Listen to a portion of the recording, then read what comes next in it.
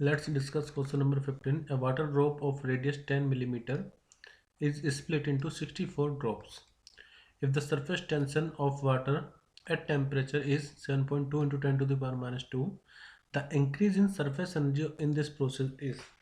तो देखो, जब कभी भी मान लीजिए एक बड़ी ड्रॉप जिसका रेडियस r है, अगर ये स्मॉल ड्रॉप्स में स्प्लिट हो रही है, यहाँ पर स्मॉल ड्रॉप्स की जो वैल्यू है मतलब n है वो है 64, तो जो चेंज इन एनर्जी आएगा, इंक्रीज इन एनर्जी आएगा, उसका डायरेक्ट फॉर्मूला मैं आपको बताता हूँ।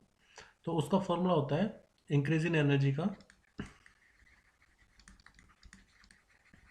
कब, जब एक ड्रॉप छोटे छोटे ड्रॉप में टूट रही हो। तो जो इंक्रीज इन एनर्जी होगा, वैसे चेंज इन एनर्जी का फॉर्मूला होता है, एनर्जी का फॉर्मूला होता है सरफेस टेंशन इनटू में चेंज इन एरिया।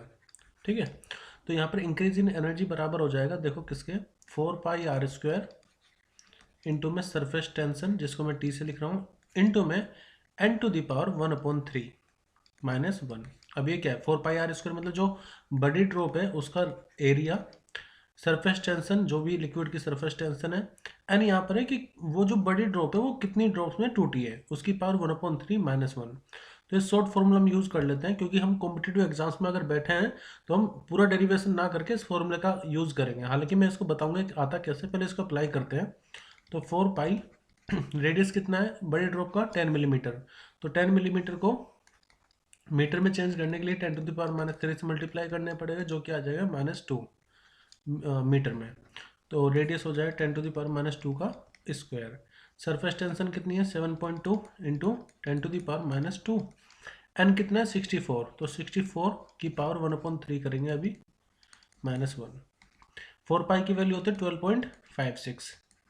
10⁻⁴ 7.2 इंटू 10⁻²।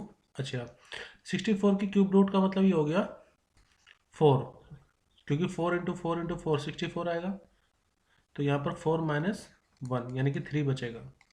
तो ये आएगा 12.56 इंटू में 7.2 इंटू में 3, और 10⁻, यहाँ पर कितना हो जाएगा, -5। तो देखो ये -4 -2 -6 होगा। अभी जब आप इन तीनों की मल्टीप्लाई करेंगे, 12.56 7.2 इंटू 3, तो आएगा 27271.296 इंटू 10⁻⁻6। अब क्योंकि सभी आंसर मेरी जूल में है, तो हम क्या करेंगे, ये पॉइंट जो है इसको इधर ले आएंगे, 0.27। अगर हम इसको लिखो 0.27, तो ये हो जाएगा 10⁻+3 हमें करना पड़ेगा, तो ये आ जाएगा मिली जूल में आंसर। तो आंसर आएगा 0.27 मिली जूल। वैसे भी आप देखो 0.27 किस में आ रहा है, सी ऑप्शन में ही है, तो वो मिली जूल हो ही जाएगा जब आप पॉइंट को इधर लाओगे। तो सही आंसर होगा ऑप्शन सी। लेकिन ये फॉर्मूला आया कैसे, इसके बारे में बात कर लेते हैं। देखो, जब यहाँ पर एक बड़ी ड्रॉप जिसका रेडियस कैपिटल आर मानते हैं, ये स्मॉल एन ड्रॉप्स में स्प्लिट हो रही है, मैं मान के चलता हूँ कि इसका रेडियस हर एक का आर है, तो जो वॉल्यूम होगी वो कांस्टेंट रहेगी। तो 4/3πr³, यानी जो बड़े ड्रॉप की वॉल्यूम है वो बराबर होगी n टाइम्स जो हर एक छोटी ड्रॉप है उनकी वॉल्यूम के n टाइम्स होगी। तो 4πr³। तो 4/3π कैंसिल होगा, तो यहाँ पर हम कह सकते हैं r³ इक्वल टू कितना आ जाएगा, n की पावर, मतलब r³ इक्वल टू आएगा n r³। तो स्मॉल रेडियस की अगर हम बात करें, मतलब छोटे ड्रॉप का जो रेडियस होगा, it will be equal to r³ upon में n, या आप इसको ऐसे भी लिख सकते हैं कि स्मॉल r आ जाएगा 1/n की पावर 1/3 इंटू में कैपिटल R। अब हमें इंक्रीज इन एनर्जी निकालना है, तो इंक्रीज इन एनर्जी को मैं लिख लेता हूँ डेल्टा ई से। तो वो बराबर किसके होगा, देखो इंक्रीज इन एनर्जी का फॉर्मूला होता है सरफेस टेंशन इंटू में चेंज इन एरिया। तो सरफेस टेंशन मतलब टी से डिनोट कर लेते हैं, चेंज इन एरिया क्या होगा।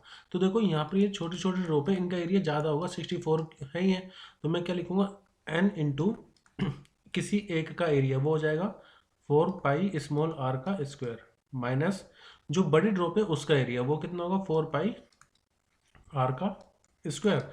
यहाँ पर n इसलिए मल्टीप्लाई करा क्योंकि 64 या फिर n numbers of small drops है हमारे पास, तो ये t n 4π।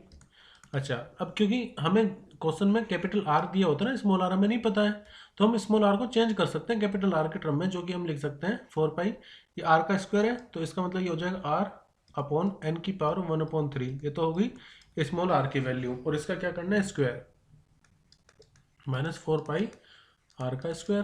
तो अब आप ये देखो टेंशन 4 पाई आर स्क्वायर दोनों में कॉमन है, कॉमन निकालो 4 पाई आर स्क्वायर, यहाँ से बचा n इंटू में 1/n⁻²/3, यहाँ से -1, तो आ जाएगा 4 पाई आर स्क्वायर इंटू में टेंशन t और n⁻1 -1/2/3, तो ये हो जाएगा n⁻1/3 -1। तो देखो वही फॉर्मूला आ जाएगा। तो डेरिवेशन हम इस तरह से कर सकते हैं, लेकिन कॉम्पिटिटिव एग्जाम्स में इसमें लगेगा time, so it will be better कि हमें डायरेक्ट फॉर्मूला याद हो 4 पाई आर स्क्वायर t n⁻1/3 -1।